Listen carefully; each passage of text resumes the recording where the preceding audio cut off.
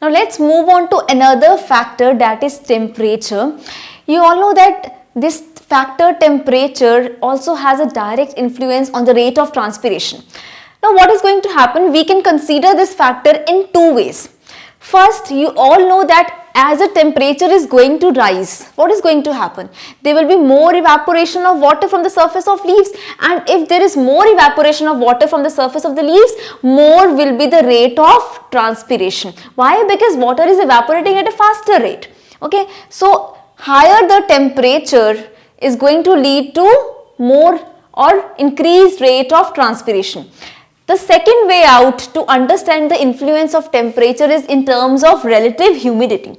Okay, so what is relative humidity actually? Relative humidity is the amount of water vapor present in air, amount of moisture present in air as compared to air which can hold the maximum amount of water vapor or moisture.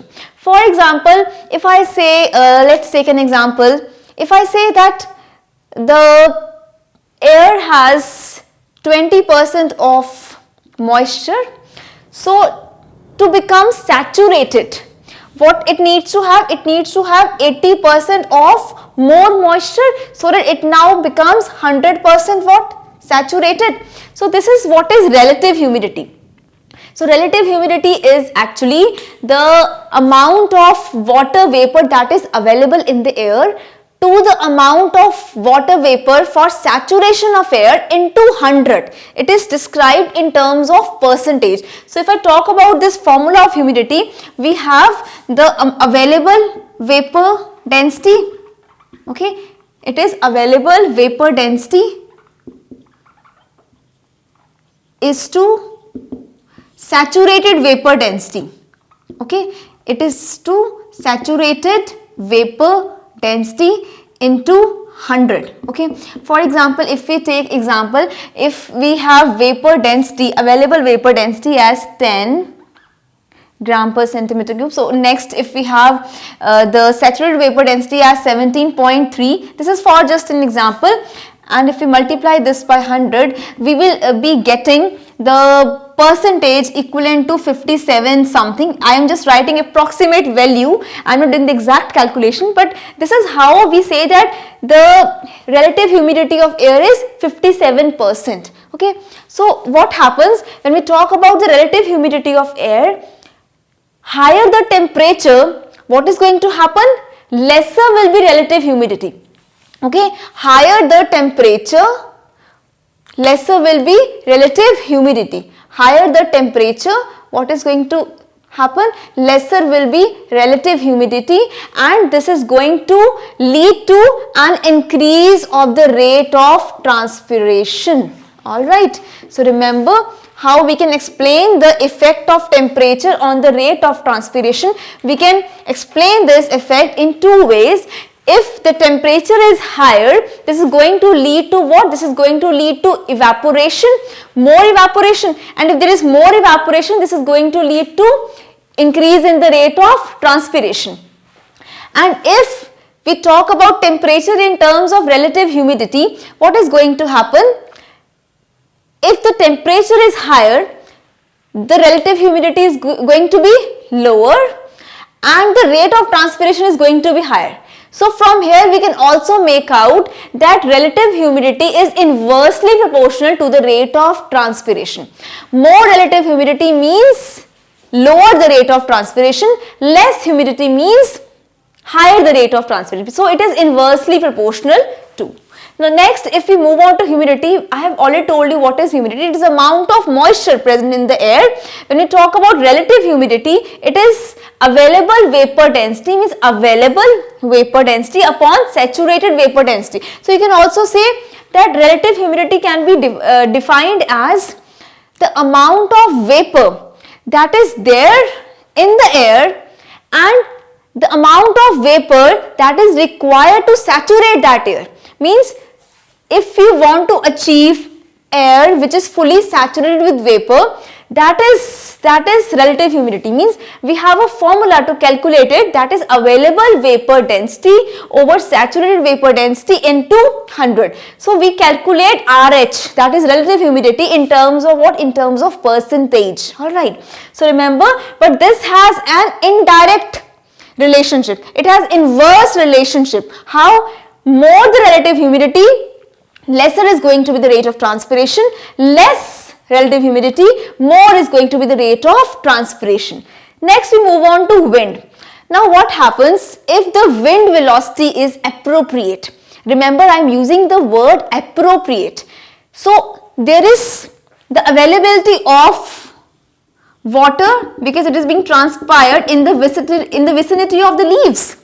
So by this wind velocity, which should be appropriate, this is going to be taken to the atmosphere. So wind velocity has a positive influence on the rate of transpiration, but the appropriate one. If the wind velocity is too much, what is going to happen? The rate of evaporation is going to be more, but the transpiration rate is going to decrease.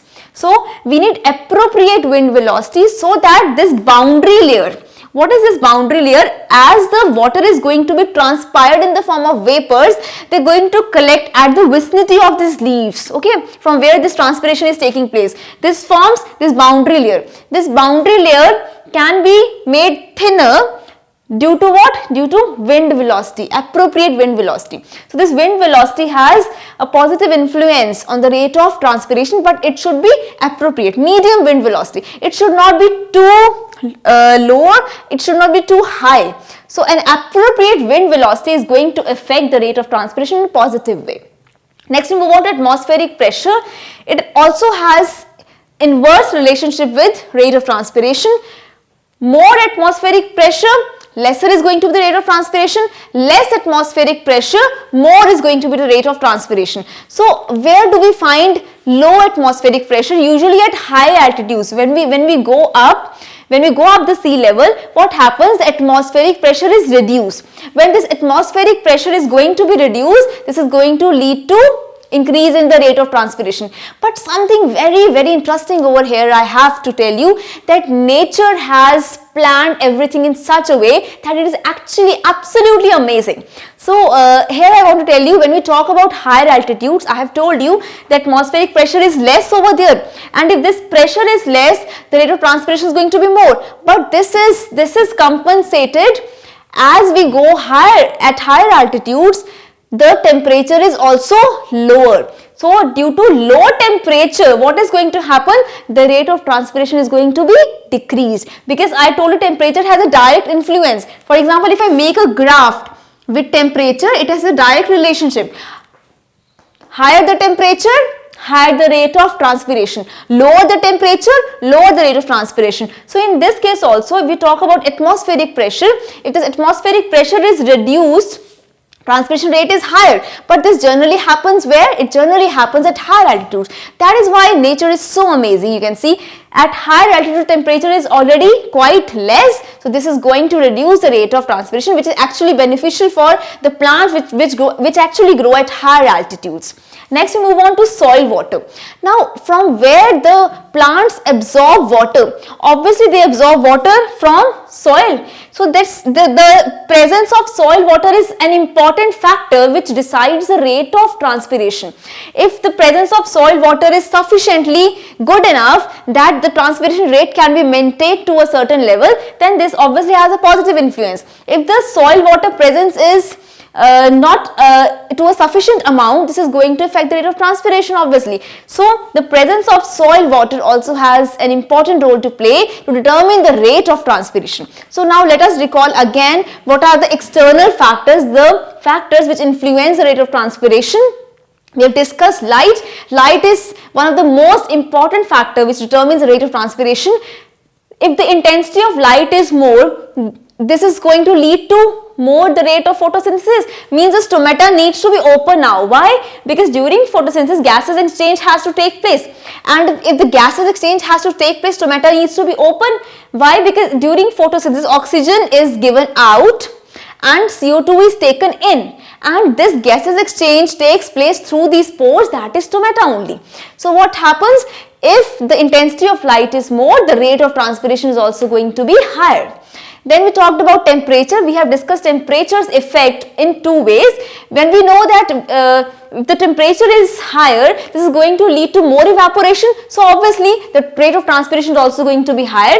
And if we talk about comparing it with relative humidity, remember, higher the temperature, lesser the relative humidity, more will be the rate of transpiration. Why? Because temperature and transpiration have direct influence. They are directly proportional, I mean to say, but relative humidity and transpiration are inversely proportional to each other. So you can write it as simply in a term, if I say that temperature is directly proportional to rate of transpiration, and we can also write that temperature is inversely proportional to what? Relative humidity. So we can conclude over here as that rate of transpiration is also inversely proportional to relative humidity. Rate of transpiration is inversely proportional to relative humidity. So this is the first statement, this is the second one, and by combining these two we have got this. So remember that temperature has direct influence on the rate of transpiration and humidity is inversely proportional to the rate of transpiration. And what is relative humidity? I have told you. For example, you all know that we have moisture in the air, and when the air becomes fully saturated, we call at that now air is 100% saturated. So relative humidity is available vapor density, available vapors in the air is to saturated vapor density when the air is fully saturated with vapors into 100. So it is calculated in terms of what? In terms of percentage. Okay. Next we move on to wind. As I told you, when water transpires, it collects near the vicinity of these leaves and forms a boundary layer. Okay, so when this boundary layer is there, if the wind of appropriate medium velocity is blowing, what is going to happen? This is going to take water vapor along with it. So this is going to increase the rate of transpiration. But when this wind velocity is very slow or very fast, this is going to affect adversely the rate of transpiration. It is going to actually lead to what? Closure of stomata. So remember that temperature and wind, if the temperature is too high or too low, or the wind is at a higher speed or at a very slow speed, they are going to affect transpiration adversely. They will actually lead to the closure of stomata. So transpiration can also be decreased if we talk in this sense. So we need appropriate temperature actually and appropriate wind velocity for effective transpiration in case of plants. Next we talk about atmospheric pressure. This atmospheric pressure is what? It is the pressure which is there in case of what? When you talk about high altitudes, high altitudes have low atmospheric pressure, so the rate of transpiration is going to be higher, because this is also indirectly this is related. Why? Because it is inversely proportional to rate of transpiration. So at higher altitudes the atmospheric pressure is low. This is going to lead to higher rate of transpiration, but I told you that nature has amazingly done what with this case. You all know that when the atmospheric pressure is low, it is always there at high altitudes, and the temperature over there is also lower. So remember that lower the temperature, lower will be the rate of transpiration. So the plants which are present at those high altitudes, they have actually developed themselves, and nature has amazingly created them by creating these conditions which can actually help them effectively transpiring at a medium level. Next we move on to soil water. You all know that water is going to be absorbed through soil only. So this soil water is an important factor which decides the rate of transpiration. So this availability of soil water is also determining the rate of transpiration. So by this, I think now this is very clear to all of you, the factors which affect transpiration. This was a brief overview of all these factors, internal factors and external factors. Internal factors we have discussed: leaf area, leaf structure, succulence, root shoot ratio, rolling, twisting and curling. And in case of external factors, we have discussed factors: light, temperature, humidity, wind, atmospheric pressure and soil water. I hope this is very clear to you, and remember, when you are going to answer the questions in the examination about the factors which affect transpiration, please explain all these points in detail so that the examiner has also fair understanding of how these concepts are clear to you. I hope that I have made these concepts sufficiently clear.